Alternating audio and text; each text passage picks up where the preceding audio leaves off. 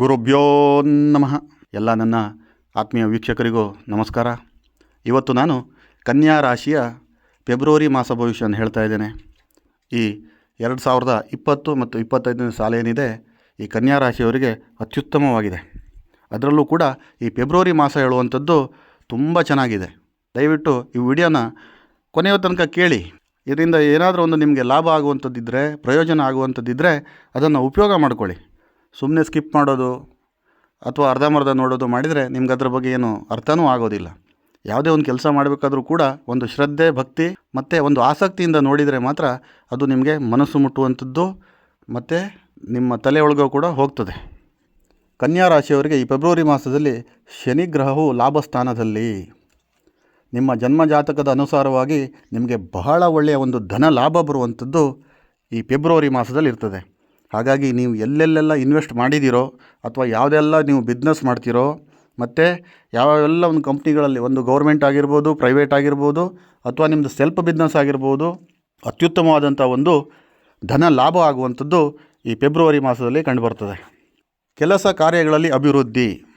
ನೀವು ಗೌರ್ಮೆಂಟಲ್ಲಾದರೂ ಕೆಲಸ ಮಾಡಿರಿ, ಪ್ರೈವೇಟಲ್ಲಾದರೂ ಕೆಲಸ ಮಾಡಿರಿ, ಅಥವಾ ನೀವು ಓನ್ ಬಿಸ್ನೆಸ್ ಮಾಡಿರಿ, ನೀವು ಯಾವುದೇ ಒಂದು ಬೇರೆ ದೇಶದಲ್ಲಿದ್ದು ಕೆಲಸ ಮಾಡ್ತಿರೋರಾಗಿರಲಿ, ಇಲ್ಲಿ ಮನೆಯಲ್ಲೇ ಕೂತ್ಕೊಂಡು ಬೇರೆ ದೇಶದ ಒಂದು ಕಂಪ್ನಿ ಜೊತೆ ಕೆಲಸ ಮಾಡ್ತಿರೋರಿಗೂ ಕೂಡ ಒಂದು ಕೆಲಸಗಳಲ್ಲಿ ಅಥವಾ ಒಂದು ಕಾರ್ಯದಲ್ಲಿ ನಿಮಗೆ ಒಂದು ಅತ್ಯುತ್ತಮವಾದಂಥ ಒಂದು ಅಭಿವೃದ್ಧಿ ಆಗುವಂಥದ್ದು, ಒಂದು ಪ್ರಮೋಷನ್ ಆಗುವಂಥದ್ದು, ಒಂದು ಬಡ್ತಿ ಪಡ್ಕೊಳ್ಳುವಂಥದ್ದು ಈ ಕನ್ಯಾ ರಾಶಿಯವರಿಗೆ ಈ ಫೆಬ್ರವರಿ ಮಾಸದಲ್ಲಿ ಖಂಡಿತವಾಗ್ಲೂ ಆಗ್ತದೆ.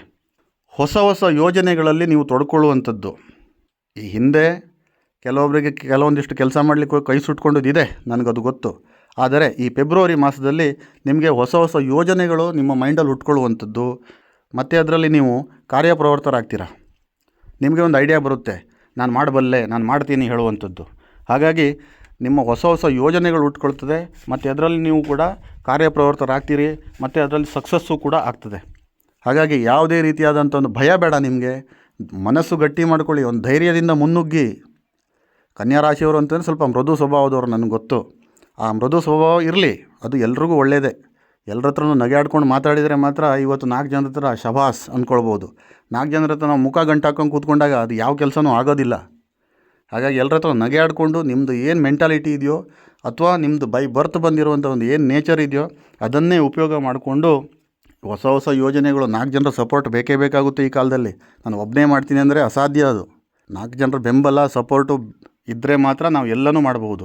ಅಂತ ಒಳ್ಳೊಳ್ಳೆ ಸ್ನೇಹಿತರು ಇರ್ತಾರೆ ನಿಮಗೆ, ಅವರೆಲ್ಲ ಒಂದು ಬೆಂಬಲ ತೊಗೊಳ್ಳಿ, ಒಂದು ಸಪೋರ್ಟ್ ತೊಗೊಂಡು ಖಂಡಿತವಾಗ್ಲೂ ಮಾಡಿ ಒಳ್ಳೊಳ್ಳೆ ಕೆಲಸಗಳನ್ನು ಮಾಡ್ತೀರಾ ಈ ತಿಂಗಳಲ್ಲಿ. ಶೇರ್ ಮಾರ್ಕೆಟಲ್ಲಿ ಇನ್ವೆಸ್ಟ್ ಮಾಡೋರು ಈ ತಿಂಗಳಲ್ಲಿ ಧಾರಾಳವಾಗಿ ಇನ್ವೆಸ್ಟ್ ಮಾಡ್ಬೋದು, ಒಳ್ಳೆಯ ಲಾಭವೂ ಕೂಡ ನಿಮಗೆ ಬರ್ತದೆ. ಆದರೆ ನೀವು ಇನ್ವೆಸ್ಟ್ ಮಾಡುವಂಥ ಕಂಪ್ನಿ ಆಗಿರಲಿ ಅಥವಾ ಅದ್ರ ಬ್ಯಾಕ್ಗ್ರೌಂಡ್ ಚೆಕ್ ಮಾಡ್ಕೊಳ್ಳಿ ಒಂದು ಸಾರಿ. ಆ ಕಂಪ್ನಿ ಬಗ್ಗೆ ತಿಳ್ಕೊಂಡು 4-5 ಜನ ಒಂದು ನುರಿತಂಥ ಒಂದು ವ್ಯಕ್ತಿಗಳಿರ್ತಾರೆ ಈ ಇನ್ವೆಸ್ಟ್ಮೆಂಟ್ ಫೀಲ್ಡಲ್ಲಿ, ಅವ್ರ ಹತ್ರ ಮಾರ್ಗದರ್ಶನ ತೊಗೊಂಡು ಮಾಡಿ. ಖಂಡಿತವಾಗ್ಲೂ ಉತ್ತಮ ಲಾಭ ಬರ್ತದೆ ನಿಮಗೆ. ಕೊಟ್ಟಿರುವಂಥ ಸಾಲ ವಾಪಸ್ ಆಗುವಂಥದ್ದು. ತುಂಬ ಜನರು ಕೆಲವೊಬ್ರಿಗೆ ಸಾಲ ಕೊಟ್ಕೊಂಡು ಕೈ ಸುಟ್ಕೊಂಡು ಕೂತ್ಕೊಂಡವ್ರು ಇದ್ದಾರೆ. ಅದು ಸಣ್ಣ ಅಮೌಂಟ್ ಆಗಿರಲಿ, ದೊಡ್ಡ ಅಮೌಂಟ್ ಆಗಿರಲಿ, ಅದು ಬರೋದಿಲ್ವೇನೋ ಹೇಳುವಂಥದ್ದು ಒಂದು ಮೈಂಡ್ಸೆಟ್ಟಲ್ಲಿ ಕೂತ್ಕೊಂಡವರು ಇದ್ದಾರೆ. ಆದರೆ ನೀವು ಕೊಟ್ಟಂಥ ಸಾಲ ಈ ಫೆಬ್ರವರಿ ಮಾಸದಲ್ಲಿ ವಾಪಸ್ ಬರುವಂಥದ್ದು. ಹಾಗಾಗಿ ನೀವು ಕೊಡೋದಿಲ್ವೇನೋ ಅಂದ್ಕೊಂಡು ಕೈ ಬಿಟ್ಟವರಿಗೆ ಒಂದು ಸರಿ ಫೋನ್ ಮಾಡಿಬಿಟ್ಟು ವಿಚಾರಿಸಿ, ಅಥವಾ ಅವರು ಹತ್ತಿರದಲ್ಲಿದ್ದರೆ ಅವ್ರ ಮನೆಗೆ ಹೋಗ್ಬಿಟ್ಟು ಅವ್ರ ಹತ್ರ ಕೂತ್ಕೊಂಡು ಮಾತಾಡಿ. ಖಂಡಿತವಾಗ್ಲೂ ಕೂಡ ಈ ಫೆಬ್ರವರಿ ಮಾಸದಲ್ಲಿ ನಿಮಗೆ ಹಾಕಿರುವಂಥ ಅಮೌಂಟ್ ವಾಪಸ್ ಬರ್ತದೆ, ಅದರ ಬಗ್ಗೆ ನೋ ಡೌಟ್. ಆದರೆ ನಿಮ್ಮ ಎಫರ್ಟ್ ಇರಲೇಬೇಕು. ಹೋಗ್ಕೊಂಡು ಜಗಳ ಮಾಡಿ ಅಂತ ನಾನು ಹೇಳ್ತಾ ಇಲ್ಲ, ನೈಸಾಗಿ ಮಾತಾಡಿ, ಕೂತ್ಕೊಂಡು ನಿಮ್ಮ ಕಷ್ಟನ ಅವರಿಗೆ ಹೇಳ್ಕೊಳ್ಳಿ. ಅವಾಗ ಅವ್ರಿಗೂ ಕೂಡ ಒಂದು ಮನ ಒಲಿತದೆ. ಕೆಲವೊಬ್ರ ಹತ್ರ ದುಡ್ಡು ಇರ್ತದೆ ಸಾಲ ತೊಗೊಂಡವ್ರ ಹತ್ರ, ಆದರೆ ಕೊಡೋ ಮನಸ್ಸು ಇರೋದಿಲ್ಲ, ಈಸ್ಕೊಳ್ಳೋ ಮನಸ್ಸು ಮಾತ್ರ ಇರ್ತದೆ. ಅಂಥವರಿಗೆಲ್ಲ ಮಾತಿನ ಪೆಟ್ಟಿಂದನೇ ನೀವು ಅದನ್ನು ವಾಪಸ್ ತೊಗೋಬೇಕು. ಬಿಟ್ಟರೆ ಅವ್ರ ಹತ್ರ ನೀವು ಕೈ ಮಿಲಾಯಿಸೋದ್ರಲ್ಲಿ ಅರ್ಥನೇ ಇಲ್ಲ. ನೀಟಾಗಿ ಮಾತಾಡಿ, ನೀಟಾಗಿ ನಿಮ್ಮ ವ್ಯವಹಾರನ ಮುಗಿಸ್ಕೊಳ್ಳಿ, ಸಾಲ ಖಂಡಿತವಾಗ್ಲೂ ವಾಪಸ್ ಬರ್ತದೆ. ವಿದ್ಯಾರ್ಥಿಗಳಿಗೆ ಉತ್ತಮವಾಗಿದೆ. ವಿದ್ಯಾರ್ಥಿಗಳು ಯಾರೆಲ್ಲ ಇದ್ದಾರೆ ಅವರಿಗೆಲ್ಲ ಒಂದು ಉತ್ತಮವಾದಂಥ ಒಂದು ಮಾಸ ಅಂತಂದರೆ ಈ ಫೆಬ್ರವರಿ ಮಾಸ. ನೀವೇನೆಲ್ಲ ಈಗ ಎಕ್ಸಾಮ್ಗಳಿಗೆ ಪ್ರಿಪೇರ್ ಆಗ್ತಾಯಿದ್ದೀರೋ, ಒಂದು IAS ಇರ್ಬೋದು, KS ಇರ್ಬೋದು, ಯಾವುದೋ ಒಂದು ಬ್ಯಾಂಕಿಂಗ್ ಇರ್ಬೋದು, ಅಥವಾ ಶಾಲಾ ಕಾಲೇಜುಗಳಲ್ಲಿ ಓದ್ತಾ ಇರುವಂಥ ಮಕ್ಕಳಾಗಿರಲಿ, ಅವರಿಗೆಲ್ಲ ಕೂಡ ಅತ್ಯುತ್ತಮವಾಗಿದೆ. ಖಂಡಿತವಾಗ್ಲೂ ನೀವು ಶ್ರದ್ಧಾ ಭಕ್ತಿಯಿಂದ ನೀವು ಎಜುಕೇಷನ್ನ ಕಂಟಿನ್ಯೂ ಮಾಡಿದ್ರಿ ಅಥವಾ ಈ ಕಾಂಪಿಟೇಟಿವ್ ಎಕ್ಸಾಮ್ನ ಪ್ರಿಪೇರ್ ಮಾಡಿದ್ರಿ ಅಂತ ಇಟ್ಕೊಳ್ಳಿ, ಖಂಡಿತವಾಗ್ಲೂ ರಿಸಲ್ಟ್ ಮಾತ್ರ ಪಾಸಿಟಿವ್ ಬರ್ತದೆ.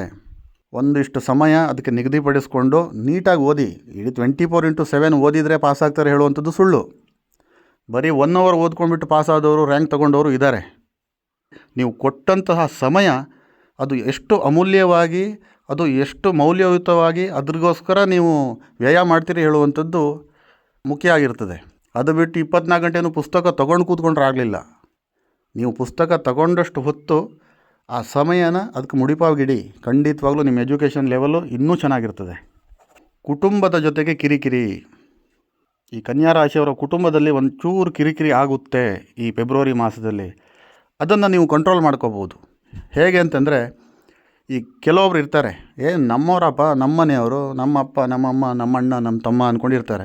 ಅವ್ರ ಜೊತೆಗೆ ಸ್ವಲ್ಪ ಉಡಾಪೆ ಮಾತುಗಳು ಆಡುವಂಥದ್ದು, ಅವ್ರ ಜೊತೆಗೆ ಸ್ವಲ್ಪ ನಿಮ್ಮ ಒಂದು ಮುಂಗೋಪಿತನ ತೋರಿಸ್ಕೊಳ್ಳುವಂಥದ್ದು, ಅಥವಾ ನಮ್ಮ ಅಣ್ಣ ಅಂದ್ಕೊಂಡ್ಬಿಟ್ಟು ಕೇರ್ ಇಲ್ಲದೆ ಮಾತಾಡುವಂಥದ್ದು, ಇಂಥದ್ದೆಲ್ಲ ಮಾಡೋಕ್ಕೆ ಹೋಗಬೇಡಿ. ಇದು ಅವರಿಗೆ ಮನಸ್ಸಿಗೆ ತಟ್ಟುವಂಥದ್ದು, ಅವ್ರಿಗೆ ಮನಸ್ಸಿಗೆ ನೋವಾಗ್ತದೆ. ಖಂಡಿತವಾಗ್ಲೂ ಹೇಳ್ತಾ ಇದ್ದೀನಿ. ಆ ನೋವು ಏನಾಗ್ತದೆ ಕೇಳಿದ್ರೆ, ನಿಮ್ಮಿಬ್ಬರಲ್ಲೂ ಕೂಡ ಮುಸುಕಿನ ಗುದ್ದಾಟನೂ ಆಗ್ಬೋದು, ಒಂದು ಸ್ವಲ್ಪ ಮಟ್ಟಿಗೆ ಅದು ತಾರಕಕ್ಕೂ ಏರಬಹುದು. ಅದಕ್ಕಾಗಿ ಇಂಥ ಉಡಾಪೆ ಮಾತುಗಳು ಬೇಡ. ಇಂಥವರಿಗೆ ಮಾತಿನಿಂದ ನೋವು ಕೊಡೋಕ್ಕೆ ಹೋಗಬೇಡಿ. ಅದು ನಾಳೆ ಒಂದಿನ ಕೈ ಮಿಲಾಯಿಸುವಂಥ ಪರಿಸ್ಥಿತಿಗೂ ಹೋಗುವಂಥದ್ದು ಇರ್ತದೆ. ಇಂಥದಕ್ಕೆಲ್ಲ ಅವಕಾಶ ಕೊಡಬೇಡಿ. ನಿಮ್ಮ ಕಂಟ್ರೋಲಲ್ಲಿ ನೀವು ಇದ್ದುಬಿಟ್ರೆ ಎಲ್ಲದೂ ಒಳ್ಳೆಯದೇ. ಅಣ್ಣ ಆಗಿರಲಿ, ತಮ್ಮ ಆಗಿರಲಿ, ದೈವಾದಿ ಆಗಿರಲಿ, ಫ್ರೆಂಡ್ ಆಗಿರಲಿ, ಯಾರೇ ಆಗಿರಲಿ, ಅವರು ನೀವು ನೀಟಾಗಿದ್ದರೂ ಯಾರೂ ನಿಮ್ಮ ಸಹವಾಸಕ್ಕೆ ಬರೋದಿಲ್ಲ. ಅದು ಬಂದು ಕುಟುಂಬದಲ್ಲಿ ನಾನು ಹೇಳ್ತಾ ಇರೋದು. ಇಂಥ ಉಡಾಪೆ ಮಾತು ಬೇಡ. ದೊಡ್ಡವರಾಗಿರಲಿ, ಚಿಕ್ಕವರಾಗಿರಲಿ, ನಿಮ್ಮ ಕೆಲಸನ ನೀವು ನೋಡ್ಕೊಂಡು ಹೋದರೆ ಈ ತೊಂದರೆ ಕೂಡ ಉಂಟಾಗೋದಿಲ್ಲ. ಧೈರ್ಯವಾಗಿರಿ. ಕನ್ಯಾ ರಾಶಿಯವರಿಗೆ ಈ ಫೆಬ್ರವರಿ ಮಾಸದಲ್ಲಿ ಗುರುಬಲ ಖಂಡಿತವಾಗ್ಲೂ ಇಲ್ಲ. ಅದಕ್ಕೆ ಶುಭ ಕಾರ್ಯಗಳು ಅಷ್ಟೊಂದೆಲ್ಲ ನೀವು ಪ್ಲ್ಯಾನ್ಗಿನ್ ಮಾಡ್ಕೊಳ್ಳೋದಿದ್ದರೆ ಮಾಡ್ಕೊಳ್ಳೋಕೆ ಹೋಗಬೇಡಿ. ನೆಕ್ಸ್ಟ್ ನೀವು ಏಪ್ರಿಲ್ನಿಂದ ನೋಡ್ಕೊಳ್ಳಿ, ಚೆನ್ನಾಗಿರ್ತದೆ. ಯಾಕಂತಂದರೆ ಈ ಕೆಲವೊಬ್ರು ಇಷ್ಟು ಮದುವೆಗೆ ಸಜ್ಜಾಗಿದ್ದವರು, ಅಥವಾ ಮದುವೆ ಗಂಡು ನೋಡ್ತಾ ಇರೋರು, ಅಥವಾ ಹೆಣ್ಣಿನ ಕಡೆಯವರಾದರೆ ಗಂಡು ನೋಡ್ತಾ ಇರೋರು, ಗಂಡಿನ ಕಡೆಯವರು ಹೆಣ್ಣು ನೋಡ್ತಾ ಇರೋರಿಗೆ ಈ ಮಾಸದಲ್ಲಿ ಮದುವೆ ಅಂತೂ ಬೇಡ. ಬಟ್ ಎಂಗೇಜ್ಮೆಂಟ್ ಮಾಡ್ಕೊಳ್ಳಿ, ಅದರಿಂದ ಏನು ಸಮಸ್ಯೆ ಆಗೋದಿಲ್ಲ. ಎಂಗೇಜ್ಮೆಂಟ್ ಮಾಡಿಕೊಂಡು ಎಂಗೇಜ್ ಆಗಿರಿ, ನಿಮ್ಮ ಮಾತುಕತೆ ಚಲಾವಣೆಯಲ್ಲಿರಲಿ, ಅದೇನು ಸಮಸ್ಯೆ ಬರೋದಿಲ್ಲ. ಹಾಗಾಗಿ ಈ ಶುಭ ಕಾರ್ಯ ಅಂದರೆ ಮದುವೆ ಕಾರ್ಯ ಫೆಬ್ರವರಿ ಸೂಕ್ತ ಅಲ್ಲ ಅಂದ್ಕೊಂಡು ನನಗನ್ನಿಸ್ತಾ ಇದೆ. ಖಂಡಿತ ಅದು ನಿಮ್ಮ ಯೋಚನಾ ಶಕ್ತಿಗೆ ಬಿಟ್ಟಿರೋದು. ಇಲ್ಲ ಅಂತಂದರೆ ಇಬ್ಬರ ಮೂಲ ಜಾತಕನ ನುರಿತ ಜ್ಯೋತಿಷಿಗಳಿಗೆ ತೋರಿಸ್ಕೊಂಡು ನಿಮ್ಮ ದಶಾಭುಕ್ತಿ ಆಧಾರದ ಮೇಲೆ ಮದುವೆನೂ ಫಿಕ್ಸ್ ಮಾಡ್ಕೋಬೋದು. ಅದು ನಿಮಗೆ ಬಿಟ್ಟಿರುವಂಥ ವಿಚಾರ. ಮುಂದೆ ನೋಡೋದಿದ್ರೆ ಆರೋಗ್ಯದಲ್ಲಿ ಸ್ವಲ್ಪ ಕಿರಿಕಿರಿ ಆಗ್ಬೋದು. ಅಂದರೆ ದೊಡ್ಡ ಏನು ಸಮಸ್ಯೆ ಬರ್ತದೆ ಅಂತ ಹೇಳ್ತಾ ಇಲ್ಲ ನಾನು. ಒಂದು ನೆಗಡಿ ಆಗುವಂಥದ್ದು, ಕೆಮ್ಮು ಬರುವಂಥದ್ದು, ತಲೆನೋವು ಬರುವಂಥದ್ದು, ಒಂದು ಮೈಗ್ರೇನ್ ಥರ ಆಗುವಂಥದ್ದು, ಅದರಲ್ಲೂ ಕೂಡ ಈ ಚಳಿಗಾಲ ಆಗಿರೋದ್ರಿಂದ ಒಂದು ಸ್ವಲ್ಪ ನೋವುಗಳು ಅಲ್ಲಲ್ಲಿ ಕಾಣಿಸ್ಕೊಳ್ಳುವಂಥದ್ದು ಆಗ್ತದೆ. ಅದಕ್ಕೆ ಸ್ವಲ್ಪ ಎಕ್ಸಸೈಸ್ ಮಾಡಿ, ಅಥವಾ ಈ ಮೈಗ್ರೇನ್ ಅಂಥ ಸಮಸ್ಯೆಗೆ, ತಲೆನೋವಿಗೆ ಮನೆಯಲ್ಲೇ ಹೋಮ್ ರೆಮಿಡಿಗಳು ತುಂಬ ಇದ್ದಾವೆ, ನೋಡ್ಕೊಂಡು ಮಾಡ್ಕೊಳ್ಳಿ. ಅದರಲ್ಲೂ ವಾಸಿ ಆಗಲಿಲ್ಲ ಅಂತಂದರೆ ನಿಮ್ಗೆ ಗೊತ್ತಿರೋ ಡಾಕ್ಟ್ರ್ ಹತ್ರ ಹೋಗಿ ಆರೋಗ್ಯದ ಬಗ್ಗೆ ದಯವಿಟ್ಟು ಕಾಳಜಿ ಇಟ್ಕೊಳ್ಳಿ. ಈ ಕಾಲ ಹೇಗಾಗಿದೆ ಕೇಳಿದ್ರೆ, ಇವತ್ತು ಬರೀ ನೆಗಡಿ ಅಂದ್ಕೊಂಡು ಇದ್ದವನಿಗೆ ನಾಳೆ ನೋಡಿರೋದು ಮೈಗ್ರೇನಾಗಿ ಕನ್ವರ್ಟ್ ಆಗುವಂಥದ್ದಾಗ್ತದೆ. ಆಮೇಲೆ ಸ್ಕ್ಯಾನ್ ಮಾಡಿ ನೋಡಿದಾಗ, ಅದ್ರ ಬಗ್ಗೆ ಟೆಸ್ಟ್ ಮಾಡಿ ನೋಡಿದಾಗ ಅದು ಭಯಂಕರವಾದ ರೋಗಕ್ಕೀಡಾದವರೆಲ್ಲ ಇದ್ದಾರೆ. ಅದಕ್ಕೆ ಯಾವುದೇ ಒಂದು ಸಣ್ಣ ಪುಟ್ಟ ಆದರೂ ಕೂಡ ಈ ಪೊಲ್ಯೂಷನಿಂದ ಏನೇನೆಲ್ಲ ಆಗ್ತದೆ ಅಂದ್ಕೊಂಡು ಯಾರಿಗೂ ಹೇಳೋಕ್ಕೆ ಬರೋದಿಲ್ಲ. ದಯವಿಟ್ಟು ಹತ್ತಿರದ ಡಾಕ್ಟ್ರ್ ಹತ್ರ ಹೋಗಿ ತೋರಿಸ್ಕೊಳ್ಳಿ, ಆರೋಗ್ಯನ ಚೆನ್ನಾಗಿಟ್ಕೊಳ್ಳಿ. ಬೇರೆ ಕಡೆ ಟ್ರಿಪ್ ಮಾಡಬೇಕು, ಅಥವಾ ಬೇರೆ ತೀರ್ಥಕ್ಷೇತ್ರಗಳಿಗೆ ಹೋಗಬೇಕು, ಬೇರೆ ದೇಶಕ್ಕೆ ಪ್ರಯಾಣ ಬೆಳೆಸಬೇಕು ಅಂದ್ಕೊಂಡು ಇದ್ದವರಿಗೂ ಕೂಡ ಒಂದು ಉತ್ತಮವಾದಂಥ ಸಮಯ ಈ ಫೆಬ್ರವರಿ ಮಾಸ ಈ ಧನುರ್ ರಾಶಿಯವರಿಗಿದೆ. ಯಾರ್ಯಾರೆಲ್ಲ ಟ್ರಿಪ್ ಮಾಡಬೇಕು, ಅಮೇರಿಕಾ ಹೋಗಬೇಕು, ಮಾಲ್ಗೆ ಹೋಗಬೇಕು, ಅಥವಾ ಬೇರೆ ದೇವಸ್ಥಾನಕ್ಕೆ ಹೋಗಬೇಕು ಅಂದ್ಕೊಂಡಿದ್ದವರಿಗೆಲ್ಲ ಒಂದು ಪ್ರಯಾಣ ಭಾಗ್ಯ ಹೇಳುವಂಥದ್ದಿದೆ. ಅದನ್ನು ಕೇರ್ಫುಲ್ಲಾಗಿ, ಒಳ್ಳೆ ನಿಮ್ಮ ಕಾರಿದ್ದರೆ ಸುರಕ್ಷಿತವಾಗಿ ಚಾಲನೆ ಮಾಡಿ, ಅಥವಾ ಬೇರೆ ಫ್ಲೈಟಲ್ಲಿ ಹೋಗೋರು ಇದ್ದರೆ ನಿಮ್ಮ ಒಂದು ಸುರಕ್ಷತೆಯನ್ನು ನೀವು ಕಾಪಾಡ್ಕೊಳ್ಳಿ ಅಂತ ಹೇಳ್ತಾ, ಎಲ್ರಿಗೂ ದೇವರು ಒಳ್ಳೇದು ಮಾಡಲಿ. ಮತ್ತೊಮ್ಮೆ ಎಲ್ರಿಗೂ ನಮಸ್ಕಾರ. ಸರ್ವೇ ಜನ ಸುಖಿನೋ ಭವಂತು.